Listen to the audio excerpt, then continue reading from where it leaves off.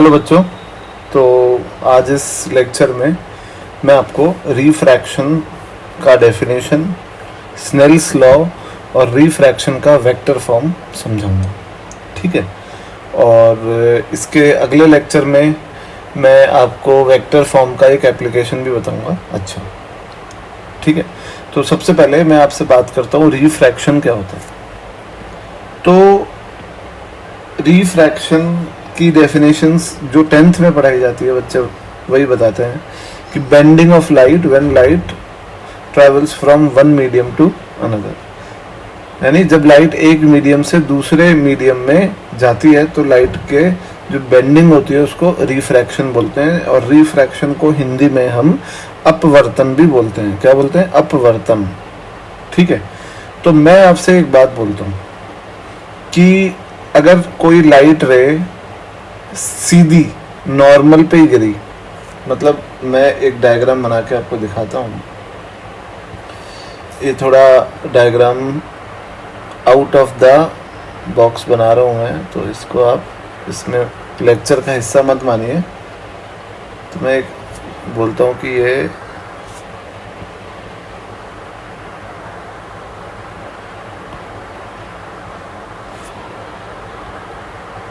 एक इंटरफेस है और ये नॉर्मल है उसका इंटरफेस का। ठीक है। ये μ2, ये μ1। अगर कोई लाइट रे सीधी आ रही है ऐसी तो सीधी तो जाएगी। I बराबर 0, एंगल ऑफ इंसिडेंस 0 है, तो एंगल ऑफ रिफ्रैक्शन भी कितना होगा? 0। तो लाइट रे विल पास अनडिविएटेड। मानते हो बात? तो फिर आप ये कैसे बोल सकते हो कि जो डिविएशन हो रहा है वही जो है वो रिफ्रैक्शन होता है? तो ये डेफिनेशन बोलना कि रिफ्रैक्शन वो होता है जिसमें लाइट डिविएट होती है, बेंड होती है, तो ये थोड़ा करेक्ट नहीं है। तो करेक्ट क्या है वो मैं आपको बताता हूँ। आप लिख भी सकते हो कि व्हेन लाइट रे और व्हेन अ वेव पासिस, मैंने लिखा है when a wave passes or travels from one medium to other, the change in the velocity of the wave is refraction. Wave की वेलोसिटी में चेंज होता है, उसको हम क्या बोलते हैं? रिफ्रैक्शन।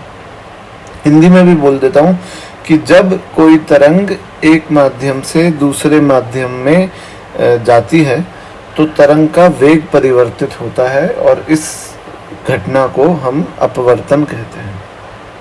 सही है। हिंदी में बोल रहा हूँ, बच्चे हिंदी के भी हैं कई, इसलिए। तो अब जो है कि स्नेल्स लॉ क्या बोलता है।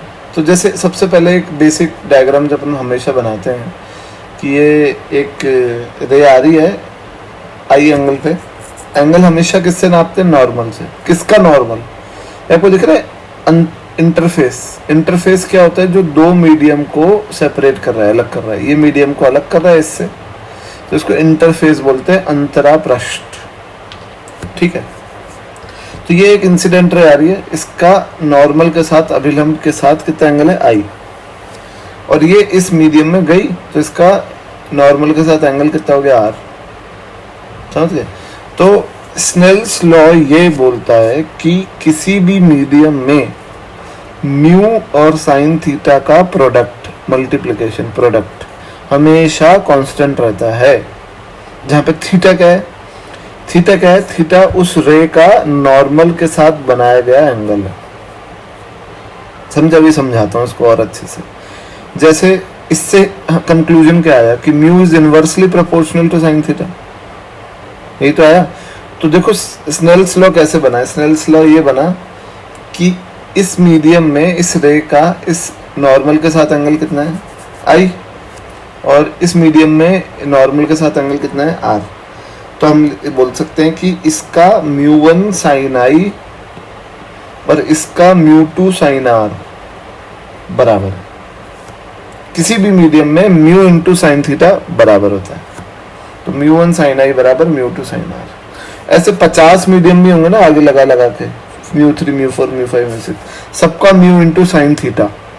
थीटा कौन सा एंगल? जो उसी मीडियम में नॉर्मल के साथ रे का बन रहा है, वो बराबर होगा। क्लियर है मेरी बात? ठीक है। अब जो है एक चीज और देखो आप कि म्यू किसके इनवर्सली प्रोपोर्शनल है। अब सबसे पहले म्यू क्या होता है उसकी बात करते हैं। म्यू होता है कहते हैं हम रिफ्रैक्टिव इंडेक्स, है ना, हिंदी में अपवर्तनांक, रिफ्रैक्टिव इंडेक्स। और ये क्या होता है, ये होता है रेशियो, किस का रेशियो, सी बाय वी। सी क्या है, speed of light in vacuum, vacuum में लाइट की स्पीड। और वी क्या है, किसी मीडियम में लाइट की स्पीड। किस मीडियम में, उसी मीडियम में जिसका ये म्यू है। आप जिसका म्यू लिख रहे हो ना, उसी मीडियम की स्पीड होगी लाइट की। तो इससे ये और पता चला कि देखो speed of light in vacuum तो फिक्स्ड है 3 × 10⁸ तो ये और पता चला कि म्यू वी के इनवर्सली प्रोपोर्शनल है।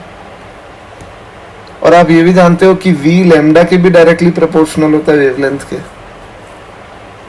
तो म्यू वी के भी इनवर्सली प्रोपोर्शनल है और म्यू लैम्डा के भी इनवर्सली प्रोपोर्शनल है।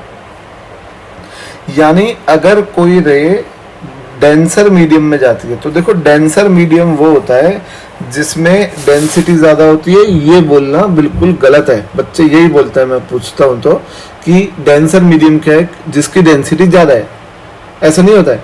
डेंसर मीडियम वो होता है जिसमें वेव की स्पीड कम है ना। डेंसर को हिंदी में सघन। तो सघन माध्यम वो होता है जिसमें तरंग की चाल कम होती है। डेंसर मीडियम वो होता है जिसमें वेव की स्पीड कम है। तो कोई मीडियम अगर डेंसर है ना, तो उसका म्यू रिफ्रैक्टिव इंडेक्स अपवर्तनांक ज्यादा होगा, है ना। सघन माध्यम का अपवर्तनांक ज्यादा होगा, डेंसर मीडियम का रिफ्रैक्टिव इंडेक्स ज्यादा होगा। और रेयरर मीडियम का, विरल माध्यम का अपवर्तनांक रिफ्रैक्टिव इंडेक्स कम होगा। तो अगर मैं यहाँ पे लिख दूं कि μ2 इज ग्रेटर देन μ1, तो बताओ डेंसर कौन है।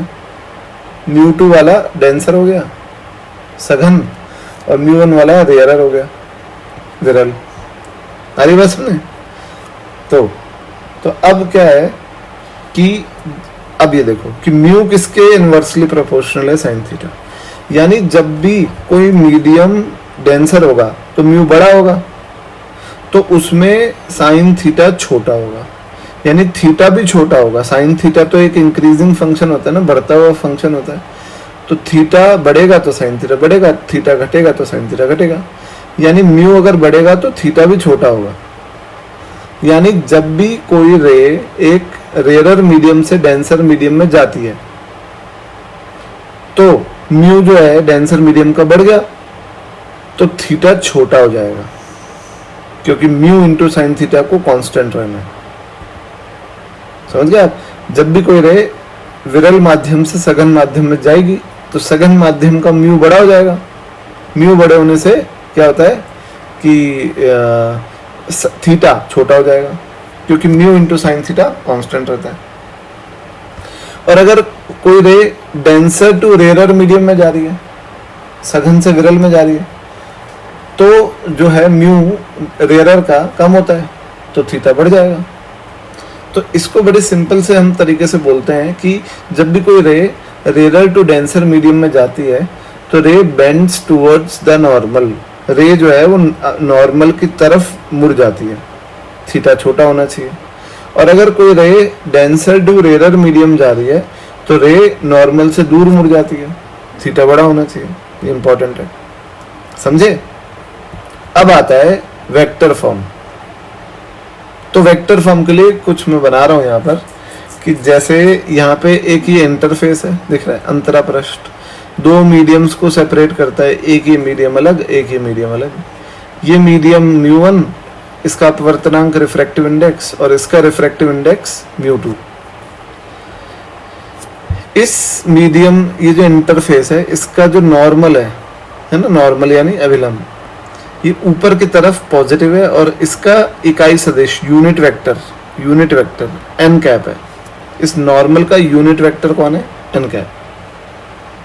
समझ गए। और ये एक इंसिडेंट रे आ रही है, और ये इसका इकाई सदिश यूनिट वेक्टर कितना है, आई कैप। ये एक्स एक्सिस वाला आई कैप नहीं है, वेक्टर वाला आई, यानी आपतन, इंसिडेंट।